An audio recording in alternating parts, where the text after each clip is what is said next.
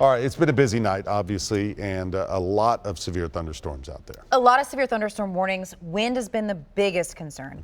Trees down, power outages across the area. We did have one severe thunderstorm, or we had a tornado warning across parts of Cheatham County earlier. No tornado warnings at this point, and the tornado threat is decreasing as we head into the overnight hours. But the severe threat is not going to zero. Wind remains the primary concern, but the further we get into the overnight hours, flooding will also be a significant concern.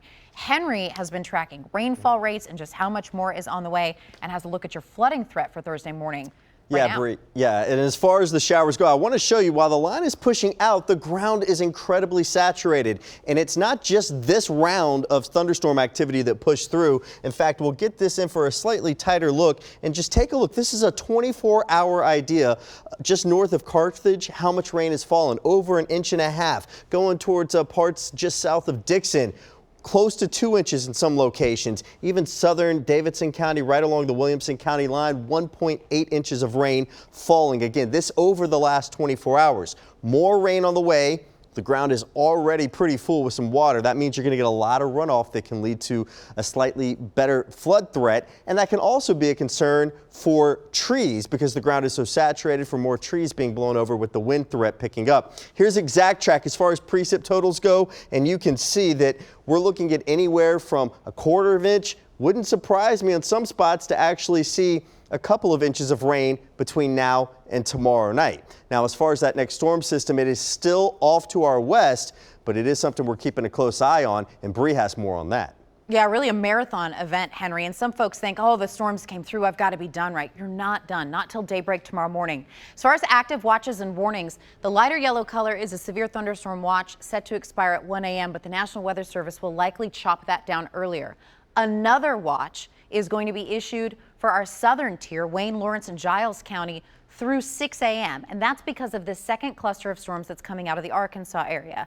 So round 1 is not done just yet, but it is on its way out. It's moving out of higher elevations. Round 2 coming out of Arkansas. This will impact us closer to daybreak tomorrow morning, which is that prime time for that Thursday morning commute. And that's also going to add to the flooding threat as you head out the door tomorrow. Newest warning that just came out from the National Weather Service. This includes Coffee, Grundy, and Warren counties. This is from the storm that went through Murfreesboro earlier tonight.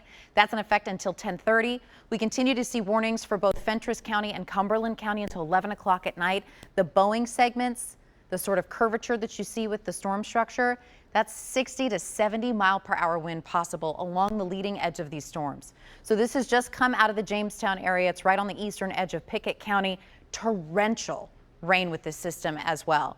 There are a few stray storms that continue to generate for areas west of Nashville, areas that were hard hit earlier this afternoon. This one right here, right on the Dixon, Hickman, Williamson County border. This is also right on the edge of Cheatham County. Not expecting this to reach severe limits, but it's adding insult to injury for areas that are saturated. The ground is soaked for folks that got hit tonight. This is how this plays out. Round 1 continues to exit. Between midnight and 2 a.m., we'll likely have some spotty activity, mainly across our northern tier, so again, north of 40. It's between 2 a.m. and 6 a.m. that energy comes in from Arkansas. That will cause showers and storms to become more widespread. That means heavy downpours as early as 4 a.m. These will also pose a strong straight line wind threat with them as well. The bigger concern, though, will be those heavier downpours, gusty wind, and quite frankly, just waking up tomorrow morning and walking outside to discover some branches down or even some trees down in your area. The severe threat over by 8 a.m. We will likely see a few more additional showers and storms during the afternoon hours of Thursday, but those will not pose the same threat that we had to deal with this morning. So as we head into the overnight hours tonight, wind remains the #1 concern. That's what we had tonight. Some small hail and a very low tornado threat do exist. Not zero, but they are low. So important to have that Storm Shield app, your NOAA weather radio on, some way to get weather information as you head into the overnight hours.